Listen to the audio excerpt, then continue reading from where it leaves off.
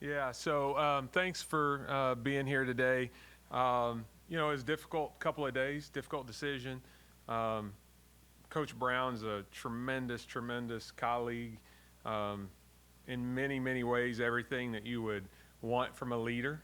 Did a great job helping build the infrastructure of this program, a tremendous job um, just making sure that we're enriching the lives of young people, that they're being academically successful. When you look at the fifth quarter program, the Chambers Climbers program, those are things that he led the development of, not administratively we led. We've tried to support, but those are things that he led. So I got so much respect for him.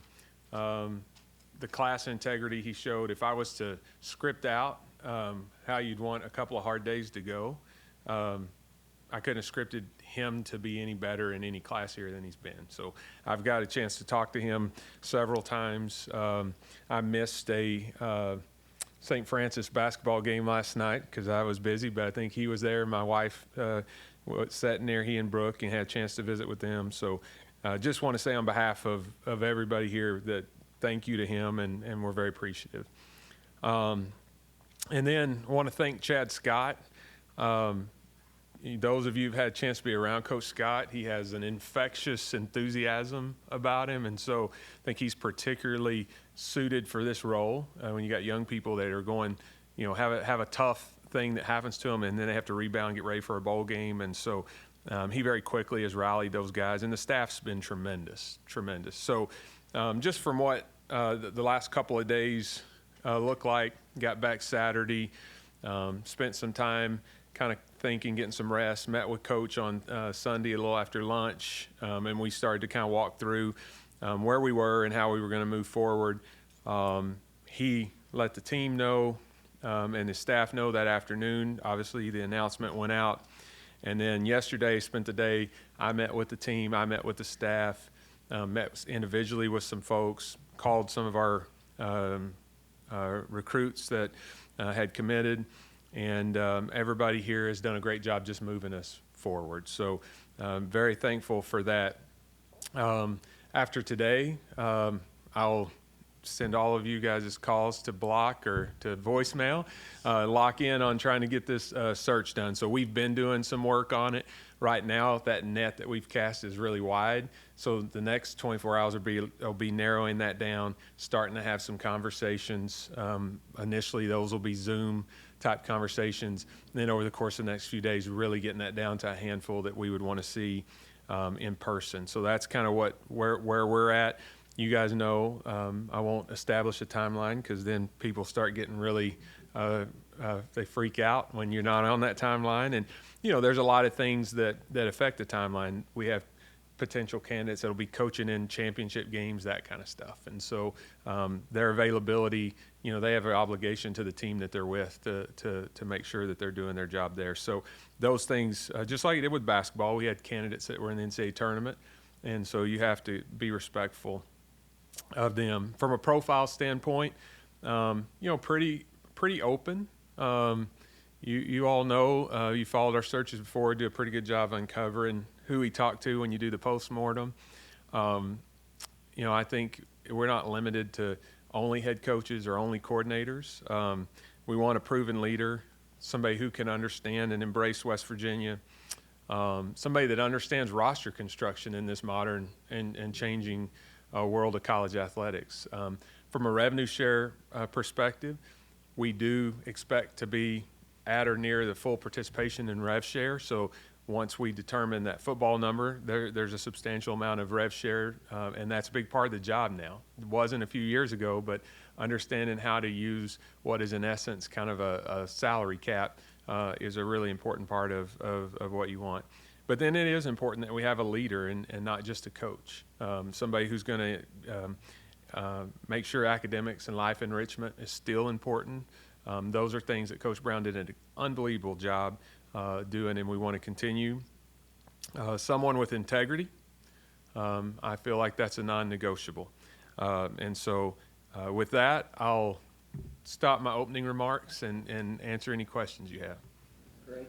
So Wren, I know with the hiring in basketball, you've done some analytic works and it's things that were important to you, maybe style of play as much as anything. I don't know if it all equates to football, but have you looked at some of those things and what is important to you in whoever it ultimately is? Yeah, I think, there's several analytics programs that'll tell you offensive efficiency, defensive efficiency, and special teams efficiency as well.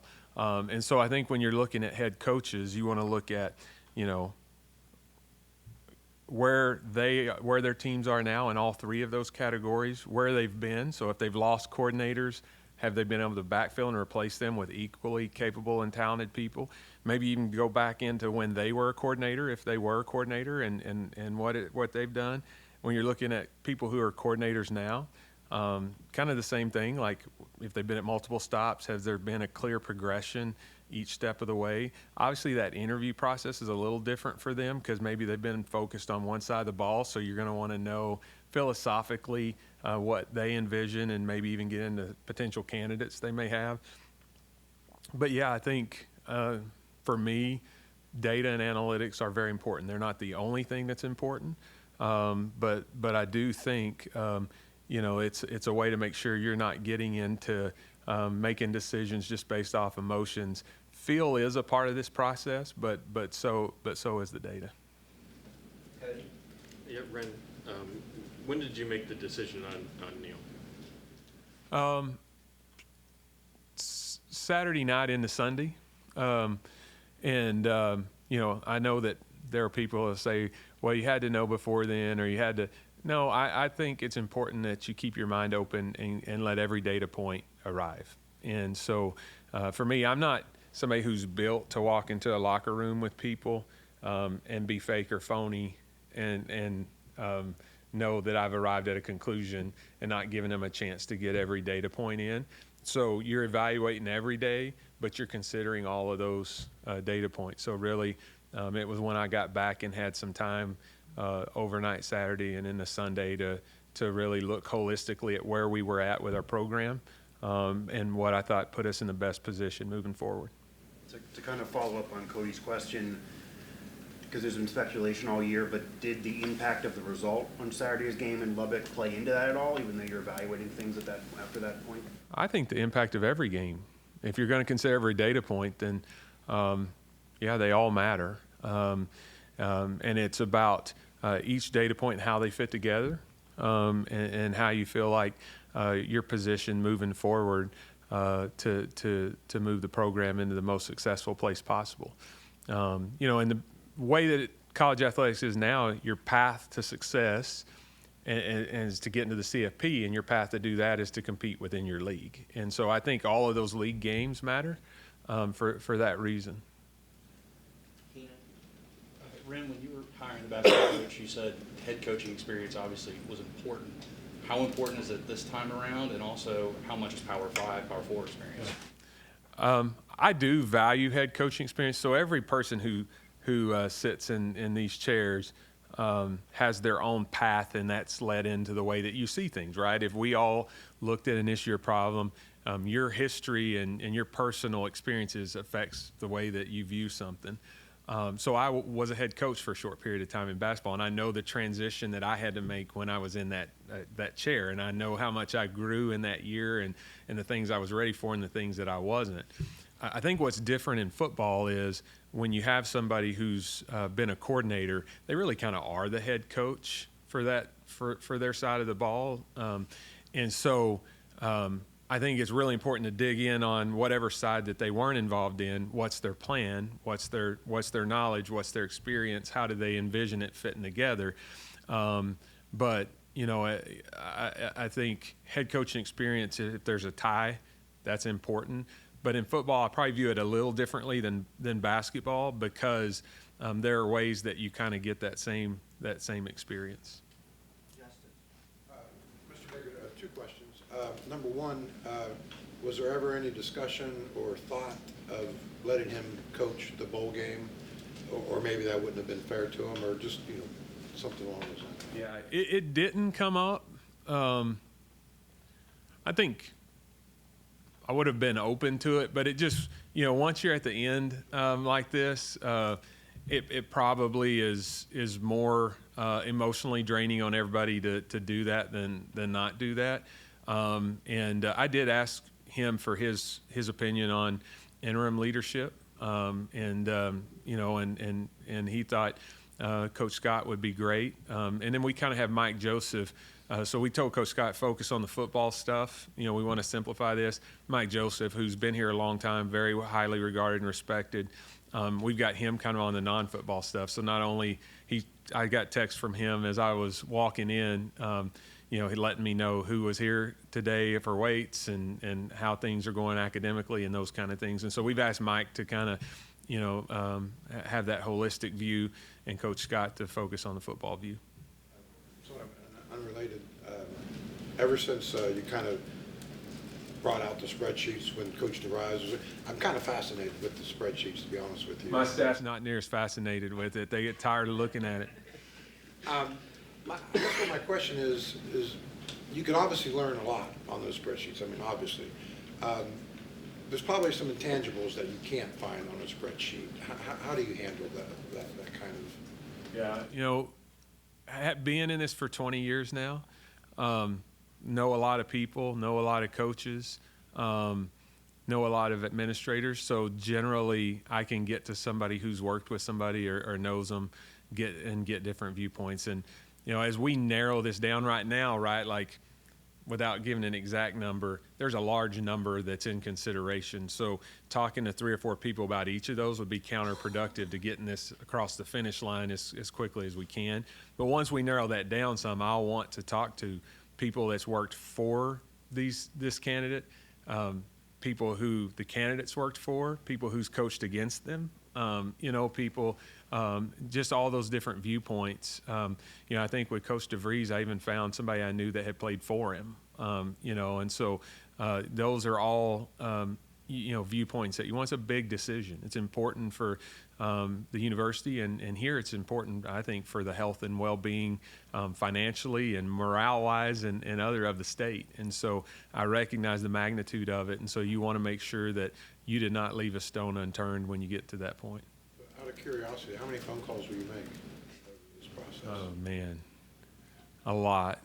I mean, it would be way into the dozens, probably, hundreds by the time we're done that I make and take, right? Like, and right now you return one call and there's 5 more messages waiting. So you have to get to, I'm big on always trying to reply to everything, but I've learned in these searches, you just have to, a lot of them just hold off until we, and return them afterwards.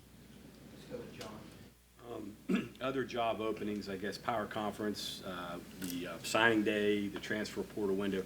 How does all that fit into what you're doing here moving forward?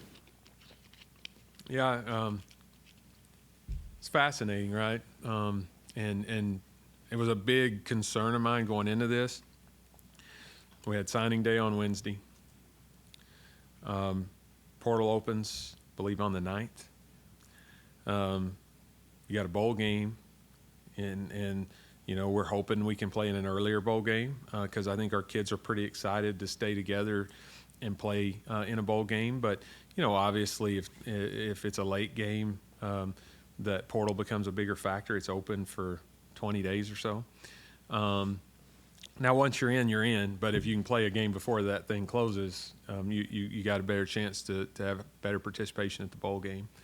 But that's all a factor. But you just finally, John, get to a place where you realize, like, hey, I can't control any of those factors. And what's important here is that I put us in the best window we can to make a decision. The other jobs that open, I knew if you would have asked me a month ago and said, what are the jobs that could open? All of them except for maybe UCF, I knew could open. And so, but again, you guys, I think I said this in the basketball search. I have a job to do to make sure all of the puzzle pieces are on the table for whoever we hire, and then that we hire the best person to assemble those puzzle pieces. That universe of candidates is not one of one, right? And so somebody else's timeline or their process or what they're doing ultimately is not going to affect the way I'm very comfortable that we have a good process. I can't guarantee the outcome of every process. Like I told President Gee, he said, we've been really pleased with your hires here so far. And I said, well, if I could guarantee they were all going to be a success, you couldn't afford me. I'd be charging about $500,000 a pop to go work a week, and I'd have more business than I could handle.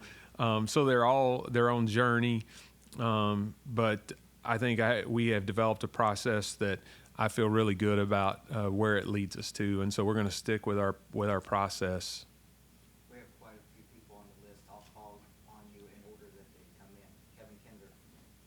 Current assistants whose contracts extend past the end of this month or next month, what is their status? Will they all be bought out, depart also? And also, have you received any indication of which one of those may or may not stay for bowl games?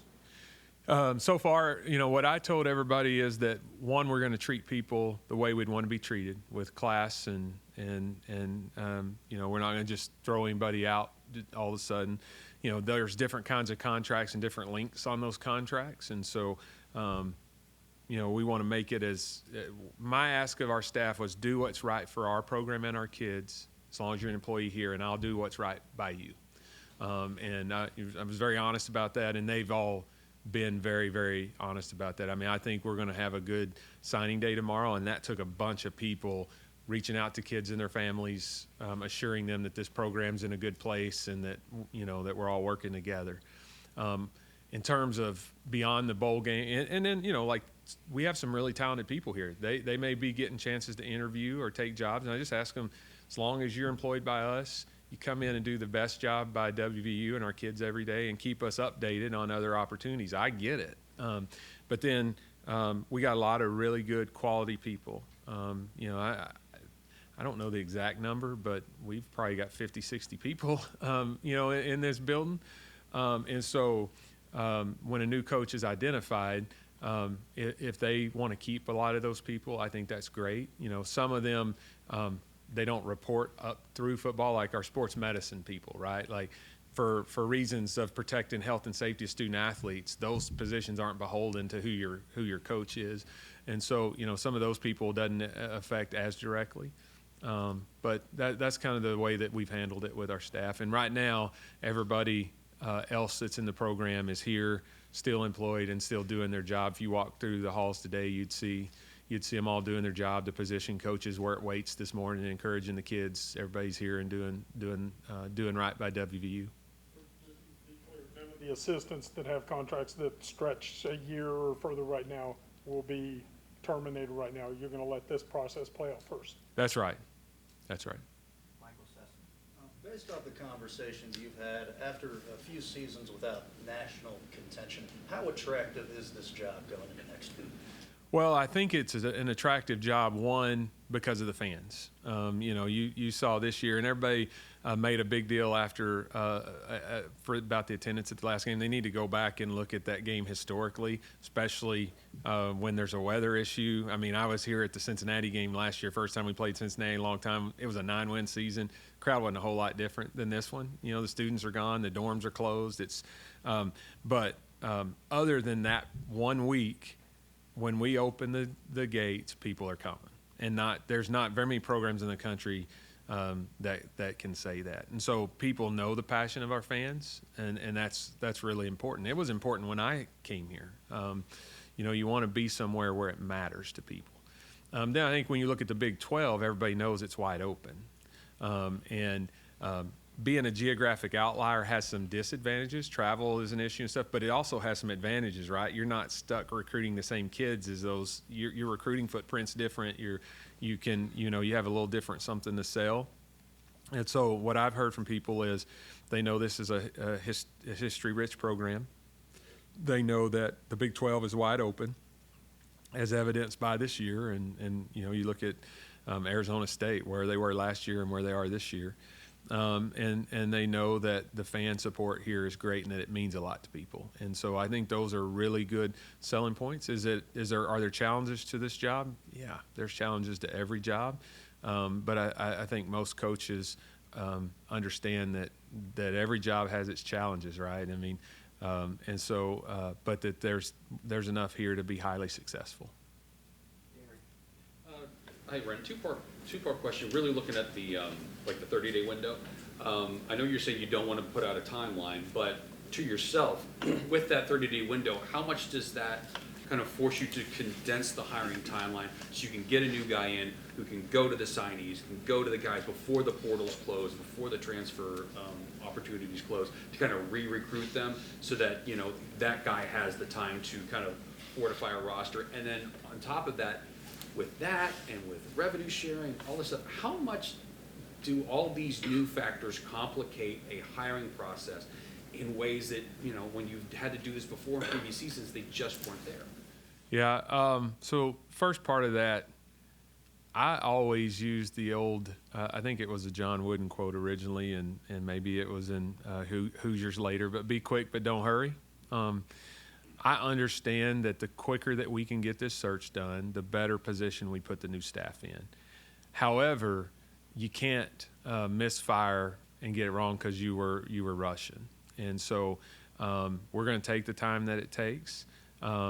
That's what we did with men's basketball. We got that one done very efficiently, a week or so, you know. But I also would say that one was less complex than this one, right? So, but the reality is that you want to retain as much talent as you can. We got some great players. We got some great human beings in the locker room that I would love to stay here. We've got people that are from the area. They want to be here. But you look at men's basketball, you know, they've done a good job assembling a roster, and it only has one player that was here last year. And so that transfer portal works both ways. It gives people a chance to replenish, and then they get another chance in the spring, summertime after spring ball. So, you know, that's probably the way I look at that. I understand the quicker we can go, the better position we'll be in, but I just refuse to feel rushed to do it. It is a fascinating and complicated time in college athletics. Like, listen, there's a reason why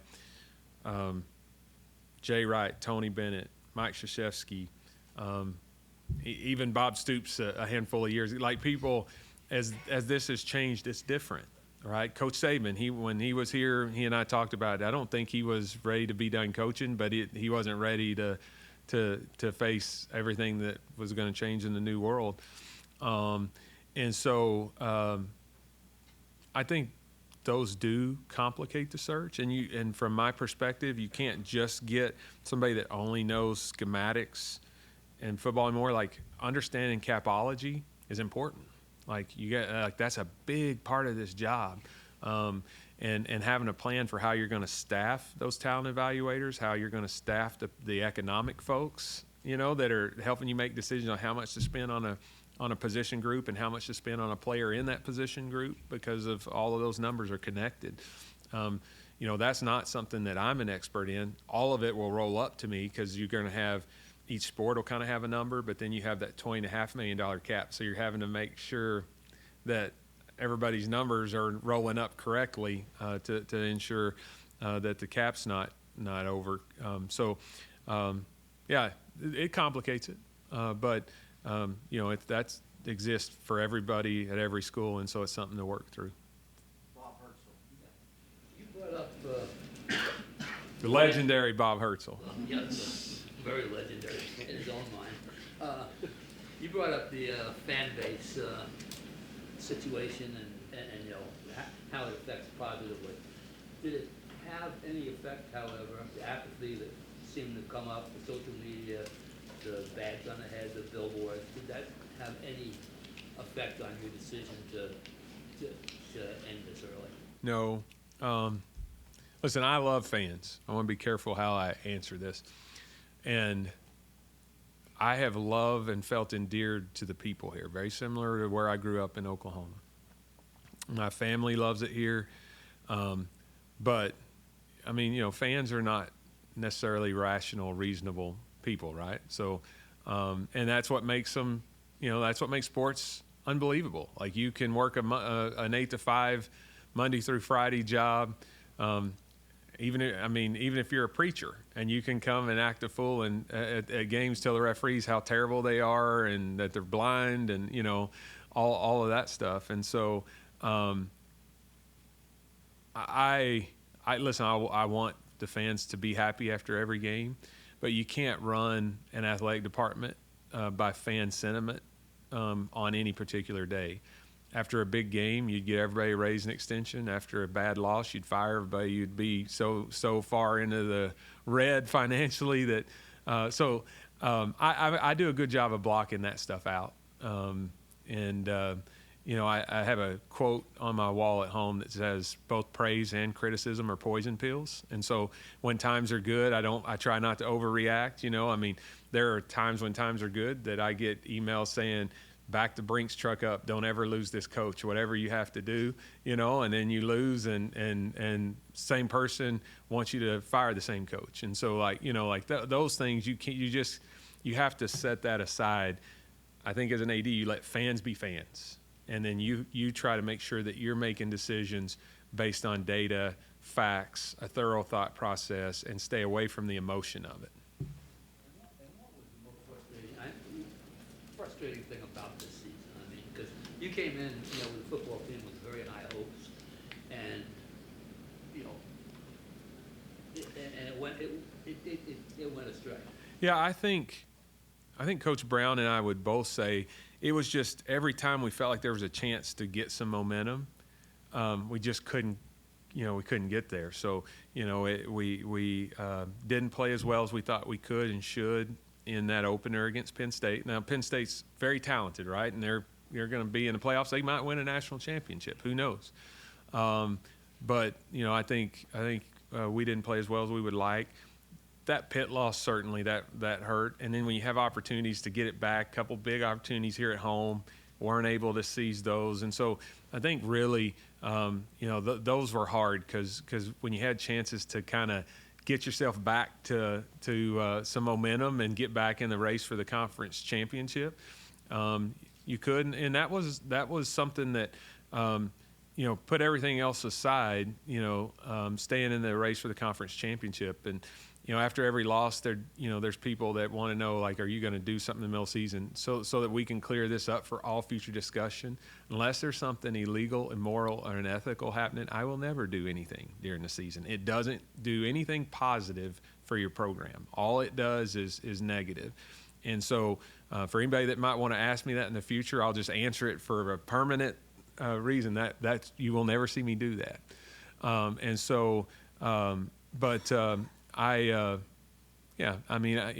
think that's probably what was the most disappointing. Just when you had chances to seize momentum back, we just couldn't quite get over the hump. Mike Kazan. I have two, Wren. One is kind of touching on what you mentioned before, but you had to put peace on the table for whoever comes in. And you said that the letter to the fans, you have to have certain things to spend more. What do you have to give a coach that's an upgrade or an improvement or an addition to what you have right now? Yeah, I think there's a lot of things that go into that, right? And I know, this is the other thing, I know the data of everything that we have. I know where our head coach pay ranks, our assistants pool pay ranks. I know where our budget ranks, our travel budget ranks. I know how we travel relative to everybody else. Like, I have all of that in kind of another competitive excellence spreadsheet. And I have it for every sport. I know where we are in those areas in every sport. And so if you look at where we're at, we're kind of in that 10, 11, 12 range in most of those categories, all right? But our expectation as a fan base, and I'm not saying this isn't fair, is to be in that top third of the league. And so I think if your funding is in the bottom third, your expectations are in the top third, that becomes really tough. And so one of the things that we're making sure that we do, particularly when it comes to rev share, is that we're going to be in that top third.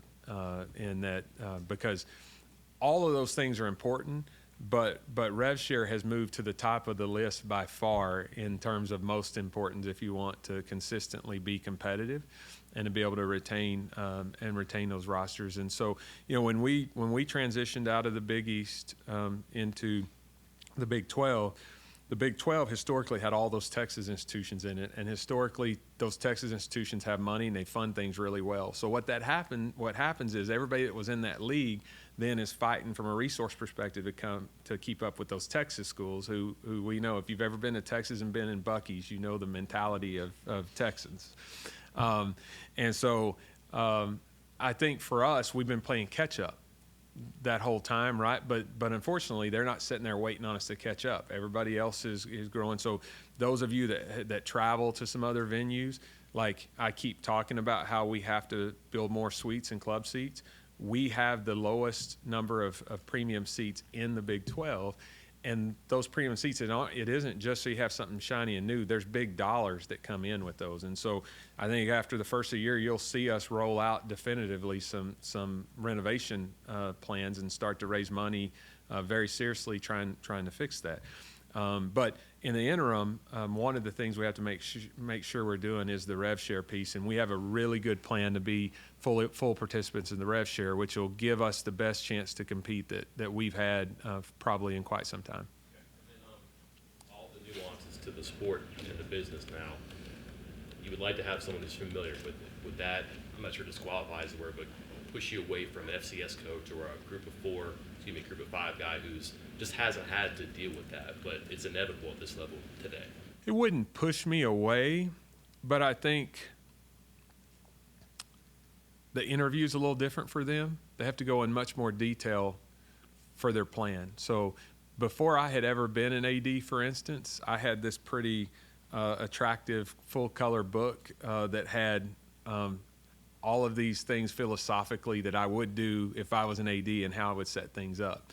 If I was interviewing for a job now, or even when I interviewed for this job, I didn't have one of those because I could talk about what I did at the places that I'd been an AD. So you don't have to prove the concept as much as you have to point to what you've been able to accomplish. So I would put it that way, Mike, that it doesn't mean that it disqualifies those candidates. It does mean when they come to the interview process, they probably have to have a very, very detailed and specific plan on how they would address those things that they maybe hadn't had to address in their current job.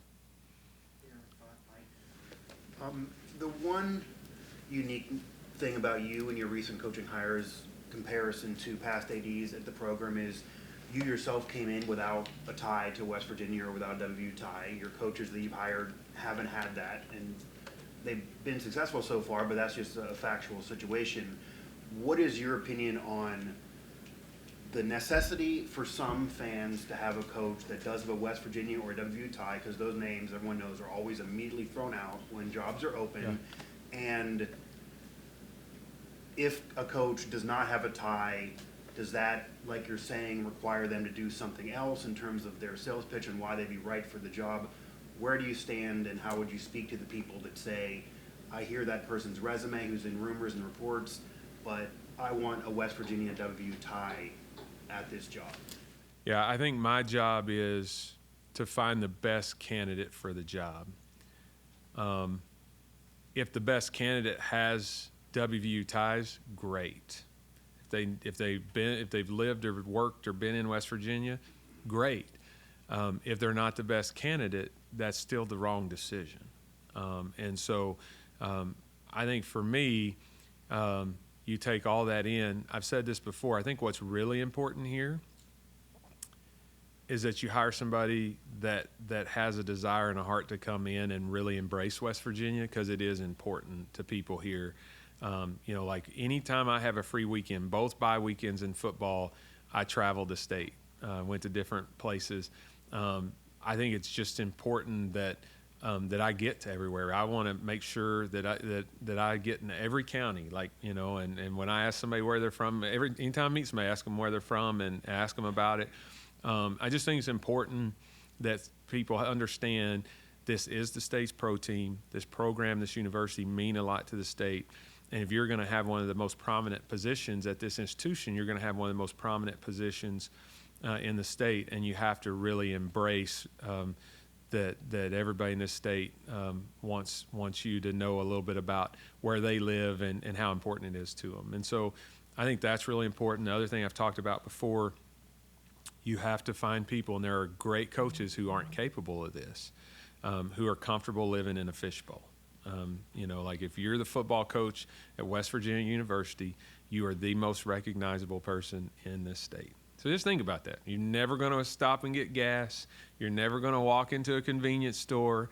You're never going to go into the grocery store and buy anything where people don't know who you are. You can feel the eyes fall on you. You can, and for some people, they can handle the pressure on game days. They can't handle that you can't ever get away from it. And so I spend a lot of time talking about that and trying to make sure that whoever we bring in understands that, because there's a little bit of that until you experience it, you don't fully probably comprehend what it is. In back, Kevin? Wren, have you developed a full plan or at least a framework for how you're going to split up the revenue share money among sports? And if not, do you have a deadline when you feel like, hey, this is when I've got to tell all of the coaches, here's what you're going to have to work with next year? Yeah, so we're working with our general counsel, well, my staff in athletics, the university's general counsel, and we have outside counsel to make sure that we're doing things that, as we divide that revenue share up, that we're doing it for non-discriminatory reasons and compliant with Title IX and those things. So we have a pretty good idea of what that range will be, but the way that the settlement is, it's based off the last financials, which we're submitting now, right? And so until they go through the process of being validated and all of that, there's a little bit of unknown, but we pretty well know within a certain range of where it's going to be. And so, what I've been doing is giving our coaches, particularly football and basketball, because those are the sports that a lot of it will go to. What I think they can expect, and I'm conservative just because I know there could be some variation. The plan is to distribute full total of what you're allowed to distribute. Yes. Okay, we're running short on time. We'll try to get in a few more here. Cody? Using a search firm again? Yes. I feel like search firm, one, so when I start these processes, they don't start by giving me a list. I start by giving them a list because I've been working, as you guys know, we've talked about this.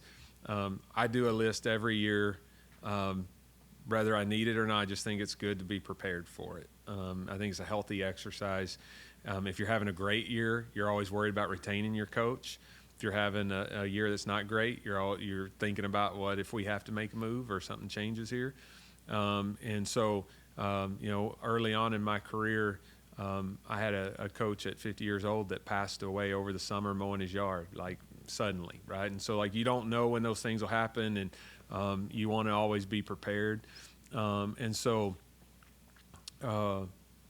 But the search firm, one, they're very good at getting background information. I mean, it's their job, right? So, they dig up things that you may or may not have dug up on your own, even with 100 phone calls.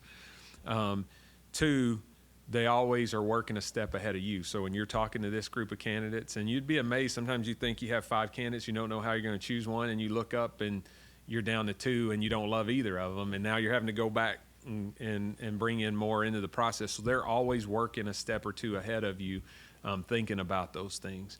And then I think the third thing is when you're just an individual school out there, sometimes you can waste time with a candidate and all they're trying to do is create leverage to get a different deal where they are. But search firms, they're involved in a lot of searches. So agents and individual candidates, they don't want to mess up a relationship with a search firm. So you get leveraged less when you have a search firm involved. And then the last thing is there's a confidentiality piece that they're able to, to communicate on your behalf with people, so that, Mike's FOIA requests yield no results. So Is it the same one? we're using Parker Search this time. Justin? Obviously, this year and even going back the last couple of years, the topic of Neal's buyout, contract buyout, was a popular topic around the water cooler, so to speak. Which water cooler? Is this at your office? All of them. Water and holes, maybe, too. So, when you hire your new guy, how much does that thought of, hey, maybe these buyouts in the past, haven't worked, or maybe they have, how much will that kind of go into your thought process? Because, you're going to have to negotiate a new one with the new guys. Yeah. Well, it's all relative to who your target is, and you have to be competitive, right? And so, those agents, when you get ready to talk to them about, what you're going to pay, they're going to show you all the salaries in your league, how much of it is guaranteed, what the incentive packages are, and they're going to say, do you really want to send a message you're not as committed as school X, and so there's a back and forth of that. I think we've done a really good job here when we've hired people of being fair and understanding what their perspective is, what the institution's perspective is. But people can sit around and say, well, I wouldn't guarantee X. Well, then you won't get a very good candidate pool because other people in the marketplace, I told, we know there's 3 other jobs that look pretty similar to ours.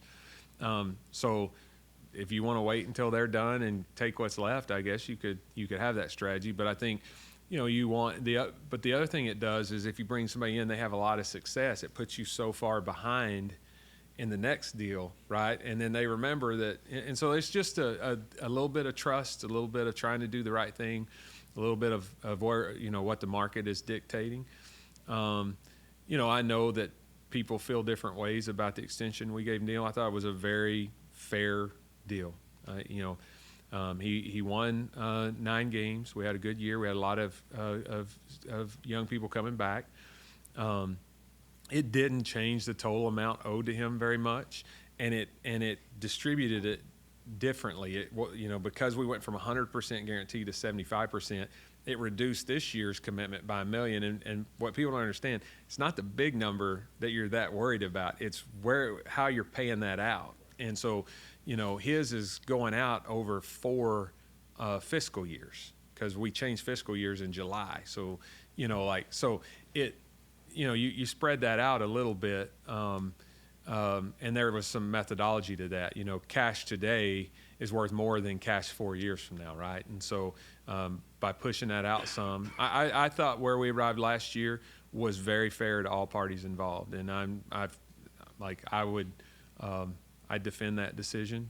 People can criticize, that's fine. I'm really interested in your opinion on this. From a university, from an administrative standpoint, even from an agent standpoint, buyouts will get termed as protections. Isn't it just gambling, though?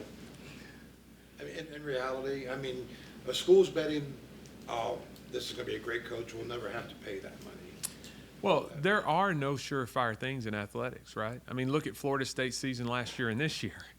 And last year, their coach had some significant interest from some significant, players. And I think Mike Norvell's a great coach. But like this season, there's probably a lot of people questioning his contract. And so, yeah, you can't, there are no guarantees, right? You just make the best decision you can with the best information you can. But, as somebody who has sat on both sides of the negotiating table, right? Like I have a contract. I've had people reach out to me about jobs. Like if you have a deal and there's another deal on the table, I'm not making a decision on what my own contract is, right? The people that are in charge of me is. And so that it's kind of just taking all of the data that you have and surveying the landscape and making the best, most calculated decision that you can. One that's not emotional, and that, makes sense at the time. Okay, we're gonna take 3 more questions quickly, and that's it, single questions. Michael Sessom. Going off Mike's question about in-state ties, West Virginia obviously has a unique history with successful coaches, so it's natural that Jimbo Fisher, Rich Rodriguez would come up. Can you give us anything on those 2 guys in your opinion? No, I won't talk about any individual candidates. I just, here's what I would tell people is we're casting a wide net. I think anybody that has credentials and expresses interest will vet out, may ultimately have a discussion with. But at the end of this, we're going to follow our process and we're going to hire the best person for the job. And that's the way it is. When I had to have those tough meeting Sunday or Monday, nobody was sitting there with me. It was me. Up here today, I made Michael come. He didn't want to come, but I made Michael come up here. And so, like, people just have to understand, like, ultimately, myself, president, the board are going to be held accountable for the decisions we make. I'm 46. I got 2 daughters. They spend a lot of money. I got to do this a few more years. I'm going to make the best decision I can with the information that I have. And so, so that's probably what, I wouldn't comment on any specific candidate other than to say, I begged Coach Saban to let me come in and try and sell Miss Terry on one more ride, and he didn't think that would set me up for success. So. Football, the hire, that inspires fans, right? That gets excited back. They're an aesthetic you're looking for. I don't know if it's offense because that would get people going again, defense because that's been lacking. Is it an attitude and edge? Like, I understand X's and O's and culture, all that, but is there something intangible that you search for that you have to restore? Over my 20 years of doing this, you know what I think inspires fans? Winning. And so I'm not worried about winning a press conference or necessarily getting people excited when they read the press release. I want somebody that gives me the most confidence they can come in here and win. And the same thing we talk about scheduling, right? Like people talk about, I want you to play these tough teams. Well, like, here's what I know. When you're winning 8, 9, 10 games a year, people are a lot more excited than you're winning less than that. And so I'd rather be winning and people excited and maybe criticizing we should have played a tougher schedule than to play a really tough schedule. Like, if you look in the Big 12 right now and you look at everybody's rankings, there is a direct correlation to their strength of schedule and where they are right now. And so that's a fact. Like, I know the numbers. I know everybody's strength of schedule and every metric that's available, and I can project out what our record would be with all the different strength of schedules, right? And so I think, Mike, rather than saying, hey, I want somebody who's known for shutdown defense, somebody who's known for off-the-charts charisma, somebody who's known for scoring a bunch of points and exciting, innovative offense, I want somebody who can sit with with me and our search committee and convince us that they can build a program that can win and sustain winning. Last question, and you can close it up, Wren. So you mentioned a lot of calls that you're going to make. How many calls to boosters, alums, the Nick Sabans, Pat McAfee's of the world? Do you have conversations with them, or you tune that out? Yeah, I think you always want to make sure that you're talking to people who are knowledgeable and who have a lot of love for the program. Now, there comes a point where you have to shut that down because if you're taking all those calls, one, eventually it's going to turn to what candidates are you focused on, and like that just leaks, and then those people get freaked out. Other people in the market know that who you're talking to, and then maybe they jump on somebody trying to get ahead of you, and so it's just best to shut all that out. But yeah, I mean, our key boosters, either myself or one of our staff members, are reaching out to, just to kind of tell them the plan and process. I think it would be foolish if you can, if Don Nealon's here in town and had a lot of success here, if you don't call him, and I did last night and talked to him for a few minutes. If you have access to somebody like Nick Saban, yeah, you're going to talk to him. I would not have, if Pat hadn't said yesterday that he and I talked, I wouldn't have put it out there. But listen, he is. We are getting millions and millions of dollars of earned media value because of his unapologetic love of his alma mater, and so I recognize that. And so, yeah, I wanted to have a conversation with him. He and I wouldn't say that we've developed a close friendship because he's busy and has a lot to do, but we've developed a relationship, and I appreciate how much he loves his school, his university. And so, yeah, you want to make sure that people know here's our process, this is what we're doing, they have comfort and confidence. It doesn't mean that you're going to arrive at where they would arrive or what they want to happen, but as long as you're, you know, making sure that they know that you're following a robust process, I think you end up in a good place. Great, that's all the time we have. Thank you all for coming. This concludes our press conference. Appreciate you guys. I'll go back to denying all of your phone calls and wish you well till we see each other on the other side of this search. Thank you.